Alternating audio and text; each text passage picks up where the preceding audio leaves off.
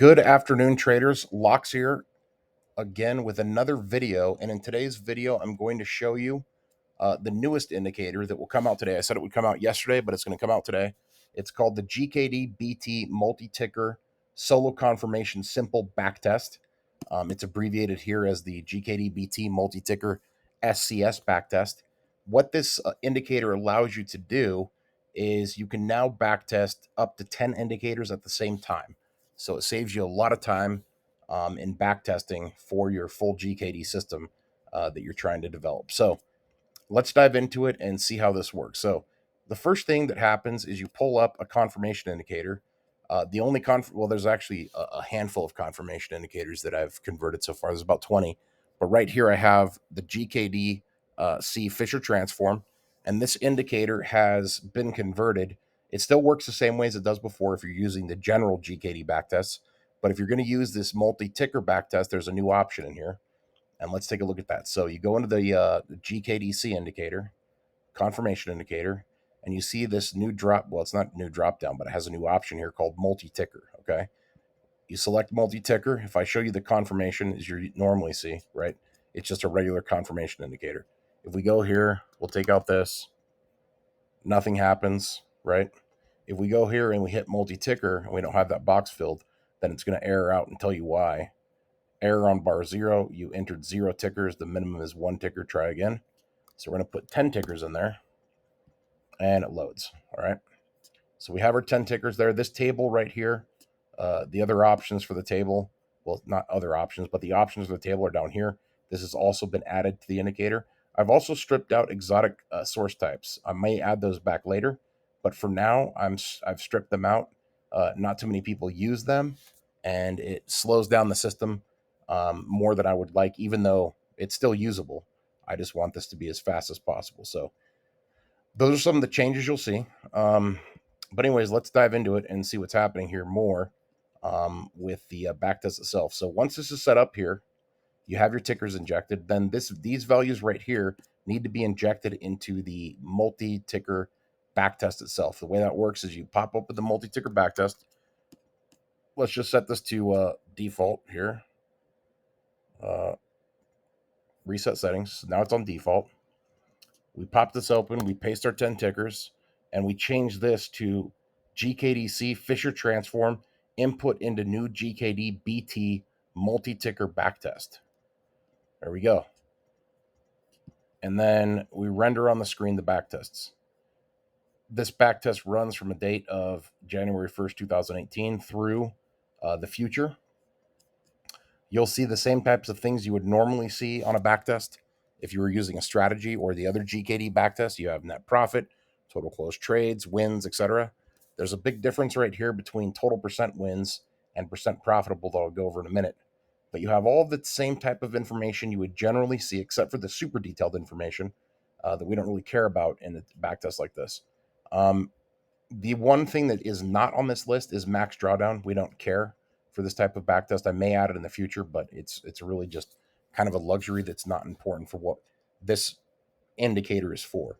This indicator is to help you to churn through as many confirmation indicators as possible, as quick as possible, so you can find which one has the most coverage for the given types of tickers that you're working on. Okay, if you're working with cryptocurrency, maybe you see that Fisher Transform covers without a setting change maybe 75% of cryptocurrency, and if that's the case, where 75% of crypto has a win rate of above 70% and a profit factor above like 1.9 or 2, then you've got a pretty good confirmation indicator that you might try out with a full GKD system. So that's the purpose of the indicator.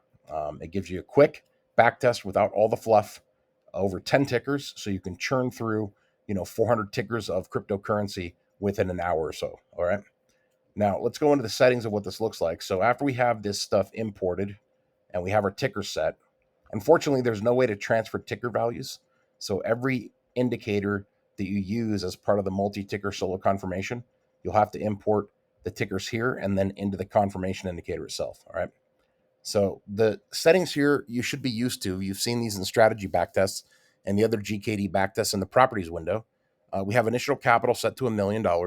We have order size of 3. That's just 3 contracts. We have order type as contracts. Then we have percent equity if you want to do that. and then you have commission per order. If we put commission for order, and this is where this comes into play, I'll show you. Hopefully it'll trigger right here. And it actually might not. Oh, it did right there. Okay, look. So if you put commission here, you'll notice that the total wins percent doesn't change, but the total profitable percent does change. And that's because we want to separate out what the total win percent is from the total percent profitable. For this type of backtest, this is the number that matters most here because this is not a full system. We're testing one indicator that will eventually be part of a system. So total percent wins is the number we're most interested in. So if I put this as 0, 60.47, right? All right, now we're back. Percent profitable matches total wins. If you want to use this indicator alone, then you'll have to go through here and enter your commissions and how many contracts would really be the case. Or if you want to use percent equity, you'll see some of the stuff change there. Great. Now we have some net profit there. Cool. Based on this win rate right here, and then 3% of equity of $1 million based on these tickers right here. Excellent. But we're going to use contracts because it's the easiest way to standardize for me across the board because you're entering in the same amount per trade. You're never going to be taking every single trade on an indicator that pops every long and short. So for me, it's easier to say you stick with this base contract size to kind of standardize it across the board and see the exact win rate without all the extra fluff of, compounding your gains over time and things like that. We don't care, but it's available to you if you want to do that and use, percent equity, right? But you're not going to get any type of difference in win rate right here, which is the number we're looking at. Okay. It's just going to change these values, net profit, average trade, profit factor, things like that. All right. So, also, this keeps it a little bit more conservative on the contracts than if you were to use, compounding percent equity per trade. All right, so we have that out of the way. These settings right here, I might update them to include more things that you would see on the strategy backtest, but likely not. We don't care about some of the nuances of margin or whether or not we recalculate after each close or whether or not we do bar magnification. It's just not important for what this is for. This is quick and dirty backtest, so you can churn through indicators as fast as possible and then move to the next step, building the GKD system. Now, the other settings on here you've seen before. You have your volatility types. There's about, I don't know, 17 now. You have, your profit multipliers. We're only concerned with take profit 1 and 1 stop loss, and those are set standard across the board for GKD testing to 1 up and 1.5 down. We have the date settings right here. Again, it's set to January 1st, 2018 default through the future. And then we have all of our different settings for volatility that go in that calculation above. And then we have our table settings of how the table looks on the screen. So that's pretty straightforward. These tickers right here, one caveat here is if you're going to use, if you want to test cryptocurrency, stick with all cryptocurrency tickers, generally on the same exchange. If you're going to test Forex, move to, when you're testing Forex, test only Forex at the same time. Same thing with stocks and indices. Separate those things out and only use the same type of ticker for these backtests. The reason for that is this. We're on Bitcoin right now. If I switch to Forex, watch what happens. You see 60.47%. Now it's at 56.10. And that's not accurate. The reason it's not accurate is because the euro right here doesn't trade the same days as Bitcoin does. Bitcoin and cryptocurrency trades 24 hours a day, 7 days a week. Forex does not. So you want to stick on the Bitcoin ticker when you're testing the cryptocurrency pairs right here, so you have access to the full historical bars. And we're not actually using these bars here, but we are using the fact that a bar occurs every day, and we need that value to match across the board when we're importing tickers for this to render the correct results. 60.47. If you go to Ethereum, you'll see it doesn't change. 60.47. So that's the idea. Use a crypto. If you're testing cryptocurrency here, use a cryptocurrency backdrop of something with a very long history, so you catch all of the historical bars. All right. Now, if we were to use Forex pairs right here from Oanda or something, then you would click on something like Euro, and then you would cover those bars correctly. Same thing with stocks. Make sure that you are staying on a ticker in the background chart on something that matches the tickers you're testing here. Otherwise, you're going to get fake results. We have right here, 1 inch and the first tickers that show up alphabetically when you're sorting crypto. Let's go through the list here. Let's just try the second one so you can see how it works. We go through the confirmation indicator. We update those. We go here. We update these. And then voila, it renders to the screen. And that's how fast it works. We'll keep going through these so you can see the speed. Okay. And these aren't correct because these don't match these down here. So don't make sure that these tickers up here match the tickers down here. You're going to get fake results. There we go. There's the update. APT. Great. Now, these thresholds right here, I need to add these to the settings. But the threshold is set right now. If anything is above percent profitable and total win, if it's above 0.69, then it turns it green. Same here, it turns it red. And if it's above profit factor of 1.9, it turns this green. So these are all separate. See, this qualifies right here because it's above 1.9, but the hit rate is below 70%.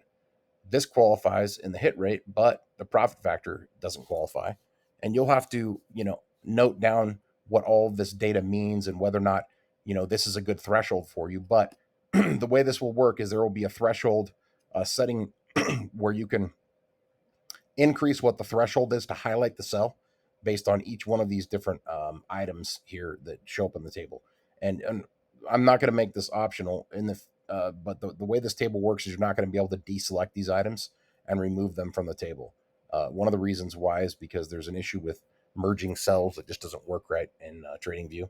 So you'll just have to, reduce the chart size like this, or go into the settings and turn off the table entirely, or change the text size to small. So you've got that there. All right. So, anyways, let's revert back and then keep testing so you can see how this works. All right, we're going to select the random row here. And this is all, 400 pairs or whatever of cryptocurrency from Binance. This list I've linked in my Telegram chat, but if you want it again, ask me if you're in the VIP group and I'll send it to you. It's just on Pastebin. We're just testing 10 at a time. You can see how fast this sucker renders. And I just did that backwards, but it's the same thing. FLM, it flows through. So there you have the backtest results. You're going to notice that a lot of these indicators, like Fisher Transform, using it raw doesn't work very well with shorts. You'll get a lot more positives with longs than you will with shorts, and that's just generally the case with anything. But let's change some of these settings so you can actually see the flow through, and that it does change things. It's not going to make it necessarily better. In this case, it did, right? But you see how simple that was. We went and changed it. What if we do signal crosses instead of zero line crosses? What does that look like? And that means that we're crossing on these signals. That's not better at all, right? What if we did a value of, what if we change this to close, even though you shouldn't? Okay, that's terrible. Well, not as bad as the default settings. So you'll have to see that and see what you do there. 35, what does that look like? Worse. What does 27 look like? We'll try 22. Oops. There you go. So it looks like with Fisher Transform, at least on these pairs, the higher the value of the input on the period, the better off shorts perform, right? The default is period 7 with HL2, high-low divided by 2. So anyways, this is, again, the GKD-BT Multi-Ticker Solo Confirmation Simple Backtest. That's really all there is to it. It's very easy to use. This information here, you'll have to figure out what all of this means. You can read about it in TradingView documentation. And these are calculated the same exact way as you would with the strategies, and the same exact way that, not necessarily in code the same exact way, but it's the same exact calculation as described by TradingView. Net profit is gross profit minus gross loss. Percent profitable are those that were profitable divided by total number of trades right here. These are total wins of take profit 1 before SL. divided by total trades, et cetera, et cetera. So you can see how that works. It's the same exact calculation across the board. Another big difference before I go is that I've separated these out between shorts and longs, so you don't have to go flipping through the strategy like you do with GKD and changing some of the fields. This takes trades on every single one of these cross ups along and every single cross down here. It doesn't wait for, an order to close. It doesn't do any type of crazy position sizing. It does it just raw across the board, even though right here, this will still calculate correctly because it's taking the summation of all of the wins and losses here and then generating this number. These do work correctly, by the way, with the order and position sizing here, but there's nothing really clever about anything else other than just raw summation of data across the board. But if you do compare these to a GKD backtest strategy, they will render the same results. It might be off by a 0.01% decimal, and there's really no way to correct that. But beyond that, these will match basically exactly. I don't know if I covered this earlier in the video, but there is a case where these results will be different from a back test. And that's the case if there's a bar or a candle that comes in that hits take profit, one, and stop loss on the same candle because it's a massive candle. And it's not going to hit at the same time, but during that candle, then what happens is that trade, even though it hit take profit one, is going to count as a loss because it hit SL. Now, if you were using a regular strategy backtest with TradingView, then that may count as just a win or just a loss because they have more internal logic to determine what the real value of that is and whether it hit the take profit one before the stop loss. In this case, to make this fast, I'm not even going to dive into that. You're testing 10 tickers at the same time. If it does a massive candle that hits take profit and stop loss at the same time, it counts as a loss. So these results are more conservative than the backtest results that you would normally perform with the GKD system. All right. That the occurrence of that happening is maybe one ticker out of 10 over 5 years of data. It's a very rare event. So that shouldn't affect your backtest results too much at all. But anyways, that's it for now. This is, again, the first version release of the GKD Multi-Ticker Solo Confirmation Simple Backtest. The VIP folks should have this indicator or access to this indicator later today. Anyways, thanks for watching, folks. I will talk to you again soon. Bye.